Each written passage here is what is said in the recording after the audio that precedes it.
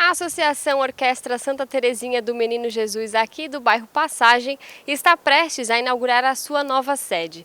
Eu estou aqui com a presidente do Instituto Genésio Mendes, a Gisele Bittencourt, e ela vai falar um pouquinho sobre esse processo de construção e como é que vai ser essa inauguração tão esperada. Gisele, conta pra gente como é que foi o processo de construção, como é que surgiu esse projeto. Então, quando iniciamos o Instituto, lá, eu sempre digo, né, o Instituto, o CNPJ foi montado em 2020, mas nós só começamos por conta da pandemia em 2022 as atividades. E lá eu já tinha na minha mente que eu queria desenvolver as organizações sociais. Para mim esse era o nosso maior projeto. Mas o fundador do Instituto, o seu Genésio, sempre quis uma obra, assim, né, que realizasse uma obra. Então nós pensamos no bairro em situação de maior vulnerabilidade de Tubarão. E na época éramos só uma equipe de 2 pessoas, eu e a Maria, que na época trabalhava comigo, uma assistente social, e viemos para o bairro para conhecer. E era sabido na época que uma escola que ia fechar. Eu disse, é uma oportunidade, né? A gente quer desenvolver, trabalhar com educação. E aí nós fomos numa creche aqui do bairro, e aí vimos uma oportunidade de ampliação, que tem um terreno atrás, só que o terreno era do Estado e a creche municipal. E nós, o Instituto, o nosso diferencial das outras organizações aqui da cidade, é que nós somos um instituto que vem de empresa privada, né? Então nós independemos de órgão público. E aí eu comecei a pensar nos trâmites para trabalhar, né? Como é que eu iria fazer essa construção. Fomos no CRAS também, do bairro, para entender um pouco a realidade, e viemos aqui para saber, porque na época essa escola que ia fechar era a Proet, que ficava aqui no terreno atrás do salão da igreja. E aí, né, não lembro exatamente o porquê, mas nós não conseguimos ser atendida no dia, para entender da escola, para onde iam as crianças, como é que ia acontecer, porque a minha preocupação é que as crianças ficassem sem a escola. E aí nós viemos então, e ao sair dali, né, fica na parte de trás, nós encontramos o Padre Edson. E aí o Padre Edson explicou um pouco do funcionamento, que que a escola estava num terreno cedido e que aí a igreja estava precisando do terreno, enfim. Então e aí ficamos pensando, e aí como é que vai ficar, o que vai acontecer com as crianças? Ele disse, não, as crianças vão ser readequadas nas outras escolas da Proet. E ele disse, mas tem a orquestra? Daí ele começou a contar um pouco da orquestra, que eu já conhecia de nome, já tinha visto algumas apresentações, mas não conhecia muito, assim. E aí nós viemos, que na época aqui atrás era uma casinha de madeira de 60 metros quadrados, viemos ver, eles estavam ensaiando. Menina, era um calor, assim, um pouco bastante mais do que hoje. E as crianças ali, sabe, crianças e adolescentes, e eu achei muito interessante porque também tinham pessoas com deficiência visual e autistas, e eu achei assim, nossa, além de trazer essas crianças e adolescentes, né, no contraturno escolar, né, no período estão na escola e outros vêm para cá, tem a parte da inclusão social e da inclusão também dessas pessoas. Imagina uma menina com deficiência visual estava tocando no teclado. Enfim, me sensibilizou muito, tanto o local que eles estavam, né, a precariedade do local, e o trabalho deles. A orquestra ela foi fundada, um projeto lá do Padre Edson e da irmã Joana, em 2011. Só que ela só se tornou instituição, associação, em 2022.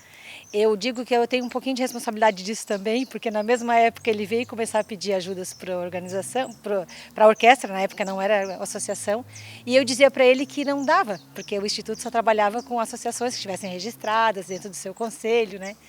Enfim, e aí então veio essa ideia, aí nós fomos pensando, eu e a Maria para o Instituto pensando, não saiu da nossa cabeça as crianças, né, e os adolescentes daqui, e aí pensamos então, em vez de uma escola, que eles também na realidade trabalham também, porque a cultura também, e a parte, mesmo ensinar a música é educacional, né, e aí nós fomos para casa, assim, pensando, para o Instituto pensando sobre isso, troquei uma ideia com o fundador, ele gostou da ideia. E aí fomos dar sequência assim, aos trâmites, e aí dos trâmites até a construção, porque imagina você construir uma obra num terreno que não é seu, porque o terreno é da Mitra, né?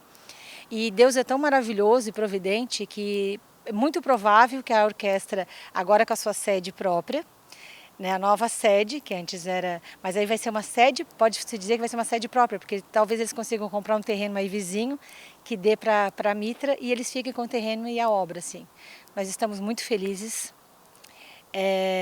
muito honrados em poder proporcionar isso para a comunidade, para a cidade, né, para essas crianças e adolescentes, né, que vivem em situação de vulnerabilidade e eles poderem assim vir para um espaço com ar-condicionado, um espaço com mais espaço, um espaço maior, né, onde eles possam se apresentar.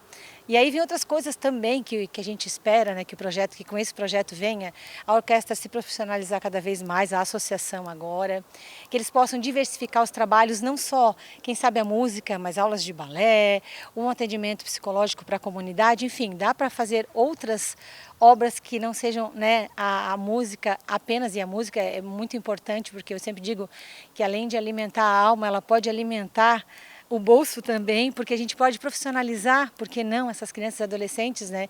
Eu sei de alguns aí que já ou fazem uns casamentos ou festas aí, né, por fora, que estudaram aqui na orquestra. Esses dias é muito interessante, eu contando a história de como foi, como eu cheguei, e um menino que estava fazendo esse trabalho que vocês estavam filmando, e hoje ele trabalha numa agência de marketing, ele disse, eu passei pela escola. Então você vê, uma pessoa da comunidade, né? Isso é muito legal, acho que não tem preço, né? Não tem valor. O Instituto investiu R$ 1.100.000 nessa obra, então nós estamos com uma obra de 288 metros quadrados, onde nós temos um salão, né, um espaço para eles se apresentarem com um palco, uma cozinha, porque eles fazem a refeição ali também, um espaço para eles estudarem, eles trazem às vezes as tarefas de casa, um outro espaço para recepção, enfim, um espaço para eles gravarem, um estúdio adequado para eles gravarem. Estamos bem felizes. E junto conosco também vieram alguns parceiros, né, que quando a gente começou a procurar esses parceiros para fazer, né, para contratar, para fazer, eles acharam a ideia maravilhosa assim e entraram conosco, apoiaram. E aí nós temos 3 parceiros, então agora eu vou precisar ler, que é a Autori Arquitetura, que foi quem projetou, né? A Fixavit e a Hidro, esses foram os parceiros com doação total, eles doaram todo o material.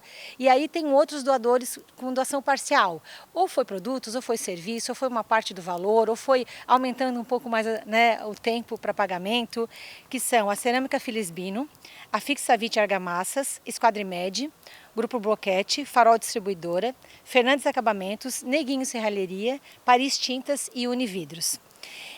Eu digo assim que essa obra, embora lá no início, como eu tenha falado, né, nós pensamos muito que, pensando no seu Genésio, que queria construir uma obra, que queria que essa obra ficasse, eu sempre dizia, mas nós estamos desenvolvendo, essa obra vai vir, você vai ver o quão importante vai ser esse desenvolvimento, mas depois de ver a realização, depois de ver essas crianças aqui, né, eu penso que assim, esse investimento o IGAM, o Instituto, ele reafirmando o seu compromisso com a responsabilidade social e a transformação através do investimento social privado. Então é isso, dia 12 de fevereiro, às 10 horas da manhã, aqui a inauguração da nova sede da Orquestra Santa Terezinha.